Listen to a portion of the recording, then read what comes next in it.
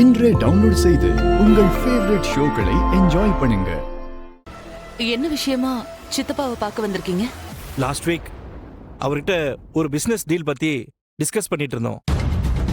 அது விஷயமா தான் நேர்ல பார்த்து பேசிட்டு போலான்னு வந்தோம்.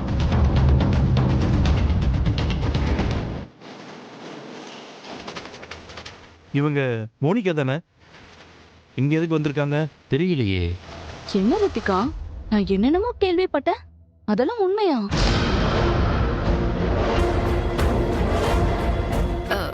என்ன மேடம்? உன் மாமனார போலீஸ் அரெஸ்ட் பண்ணிட்டாங்கன்னு. என்னது? போலீஸ் அரெஸ்ட் பண்ணிட்டாங்களா?